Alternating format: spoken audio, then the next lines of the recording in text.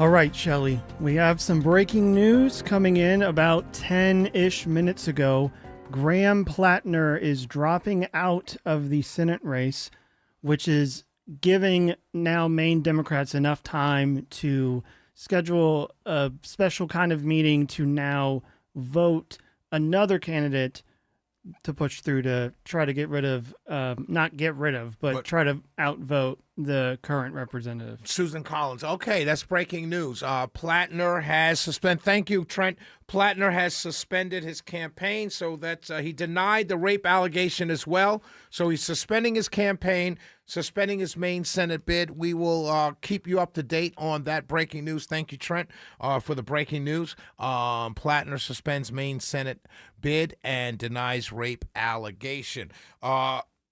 That's big news. So we will keep you abreast of that up until 9 o'clock to see what happens next. Is there going to be an election? Are they going to pick somebody? What happens next? I want to talk about what's happening with on social media. Now, if you may not have seen this, but I think it's instructive to talk about and to let people in on something that's going on social media. So the story is a young man, Xavier Wells, was with a group of friends. He played football at a Mississippi community college or a community college, played football, and a bunch of he and some friends went to an island, a small island off the Mississippi Gulf Coast, right? And they're all white, and he was the lone black kid partying with his friends. He went missing. They later found his body a couple days later, and the family has confirmed that he was found dead. Now, the investigation's still ongoing. The last I heard coming out of that area of the country was that there was no foul play suspected. This is what I was reading. Just what I'm seeing. But they're still investigating. All the kids, they did find his phone with the kids. The kids came back to the island came back to the mainland without him. So that's the general story, right? I talked about it the other night. We don't know really what happened, trying to find out what happened, right? So that's the story. So now there's a growing number of people on social media, Facebook, TikTok, Twitter, all over social media, warning young black kids not to hang out with all white kids.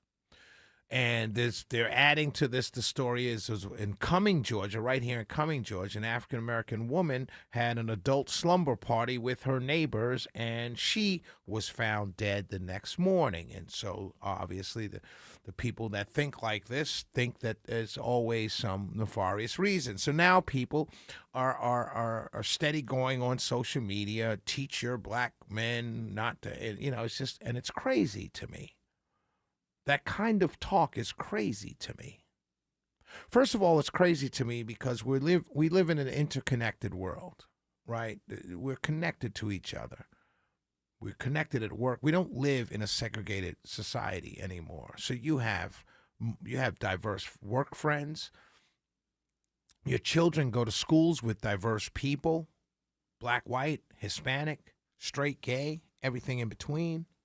I mean, the world is diverse. To tell a group of children to only hang out with the people that look like them is dangerous.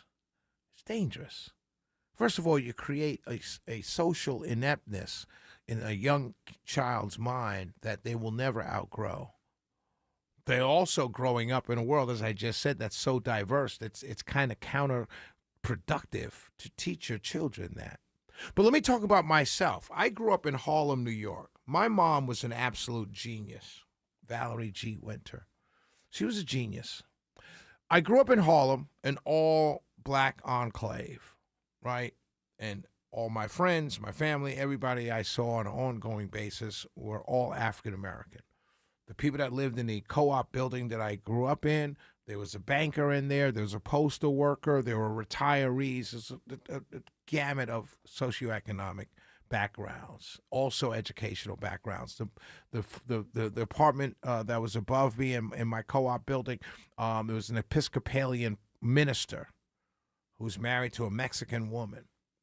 Like, that's how diverse my building was in Harlem. When I went to school, I went to private school. I went to St. Bernard's, where I was one of 2 black kids in my class.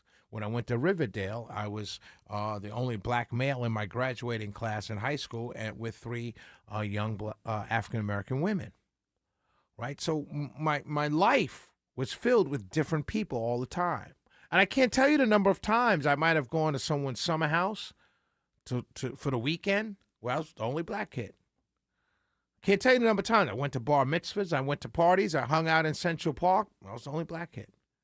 And it never occurred to me that my life was ever in danger, because these were my friends. And I don't see this young man, Mr. Wells. These weren't kids that he just met the other day.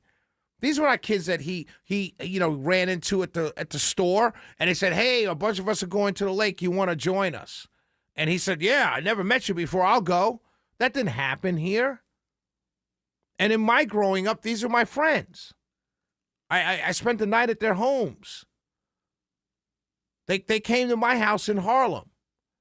Like, these are my friends. Never once did my mother even think to herself, maybe my son shouldn't hang with these white kids. Never once. If anything, I grew up in a town where it was, rather my son hang out with the white kids. And that's where we have it now. How could anybody with a straight face go on social media and tell young African-American kids not to hang out with white kids? That's nuts to me. That's just nuts to me. Why would you do that? Is it just to make waves? Is it to get clicks and views? Like, why would you do that? Or for 2 cases? Yet you have hundreds of cases of black kids killing other black kids, and it doesn't make any sense to me. I can see you going online and saying, "Hey, you know what? I'm moving my kid out of the hood," or whatever.